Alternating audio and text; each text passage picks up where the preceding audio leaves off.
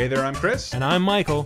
Somewhere around the mid-90s, saving a princess stopped being such a strong incentive. Gamers' allegiance to outdated monarchist concepts waned about as fast as their pubes grew in, so games needed to offer them something fresh to connect with and give them a reason to forge ahead. By the time games thought of something, though, their audience had all grown up and had kids. Wait, that's it, kids! What parent or person thinking of becoming a parent could stand idly by while some fiend put a child in danger? You? What kind of monster are you? Look, the important thing is that games have learned to exploit our parental instincts, turning what used to be the target demo into the prize to be reclaimed and protected. And it's led to some fairly profound experiences. Some more profound than others, of course, like... Number 5. When it comes to using child endangerment to exploit paternal instincts, nobody did it bigger, or arguably clumsier, than the game that gave us Press X to Jason. Heavy Rain started off by introducing us to birthday boy Jason Mars, a strangely accented kid who's 10 years old going on 3. In the course of the game's prologue, he charmlessly asks dumb questions, "Now, can I drive your car?" hits his father in the shin, and wanders off repeatedly after being told not to, eventually teleporting across a busy street and getting hit by a slow-moving car on the way back. We're supposed to be devastated by this, but really it comes as sort of a relief. Jason is a terrible little shit, and we're glad he's dead. His mom blames Father Ethan for the death, even though trying to save Jason put him in a coma, but maybe she's right to do so. Ethan rewards Jason for wandering off by buying him a balloon, fails to make his way through a light mall crowd in time for a rescue, and apparently never taught his son to look both ways before crossing a busy street. Whatever, Ethan, you suck. Heavy Rain doesn't stop there, of course. Once Jason is blessedly out of the way, we can focus on his little brother Sean, a sullen, sad, and infinitely more likable boy who seems only too aware of his father's pathetic paternal bumbling. When he disappears from a playground, Ethan spends the rest of Heavy Rain playing lethal games and mutilating himself in an effort to win Sean back.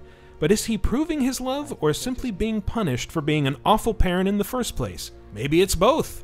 Number 4. Know that sound? Of course you do. Just like nails on a chalkboard, a blaring fire alarm, or your least favorite song with 1 billion views on YouTube, Baby Mario's wailing is simultaneously horrifying and unforgettable. Whereas other games on this list try and spark an emotional reaction by putting kids in danger, Yoshi's Island, which, it's easy to forget, was the honest-to-God numbered sequel to Super Mario World and not one of its endless spin-offs, had even less to work with. Even though Yoshi's Island is something of a technical marvel on the Super NES, console hardware circa 1995 simply wasn't powerful enough to appeal to our parental instincts by conveying emotion or making you identify with something small and helpless. So instead, it settled for making Baby Mario annoying as fuck. Did you get hit? Oh, that's too bad! Baby Mario's gonna float around and cry now. And he'll cry faster and faster and louder until you can grab him, throw eggs at him, slap him with Yoshi's tongue. Anything to get the little shit to shut up. Actually, if that's the way the game's heroes treat babies, it makes us wonder if Mario's, air quotes, kidnappers aren't actually the island's pathetic, understaffed versions of Child Protective Services. You know what? Screw it. When other games put kids in peril, it's about appealing to the fantasy of being a parent. Yoshi's Island is about the harsh realities of being an abusive one. Number 3. Speaking of abuse, it's hard to imagine a kid that takes more of it than the nameless, shadowy protagonist of Limbo. During an average playthrough, he'll get stabbed, crushed, cocooned, impaled, eaten, smashed, brainjacked by parasites, and ripped to literal shreds by giant saw blades. He'll also have to mete out plenty of cruelty of his own, whether it's disabling a giant spider for life, or murdering a band of feral kids bent on his destruction. It's all in the name of surviving and rescuing his sister, though. Or is it? Did his sister really ever need rescuing? She seems just fine at the end. Wait, is she dead? Is he dead? Was he dead all along? Are we seeing his sister trying to revive his body? At this point, there are more theories than you can swing a dead kid at, but maybe the meaning behind the journey doesn't really matter. Maybe it's really just about disturbing the hell out of the audience by making a child-shaped shadow puppet die and kill in as many brutally gruesome ways as possible. We may never know for sure, but given that Limbo went on to be wildly successful on everything from consoles to cell phones, we can safely assume that child endangerment and murder is a surefire crowd pleaser. Number 2. Technically, The Last of Us is almost entirely about child endangerment, if you count the plucky, self-reliant teenager Ellie as a child, that is. But it's another, younger girl we'd like to talk about first. In the game's pre-apocalypse prologue, we meet Sarah, Joel's younger daughter. And in seconds, she does more to ingratiate herself with the audience than Heavy Rain's kids do in an hour. Whereas David Cage's French-accented Muppets were content to whine like idiots and die, Sarah stays up too late to give her dad a birthday present, then jokes that she got the money for it by selling Drugs. I sell hardcore drugs. It's through her eyes that we see the apocalypse begin. And when you're pulled around by adults, surrounded by unknown threats and almost utterly defenseless, the immediacy and horror of all these fleeting scenes of chaos and death and reality really hit home.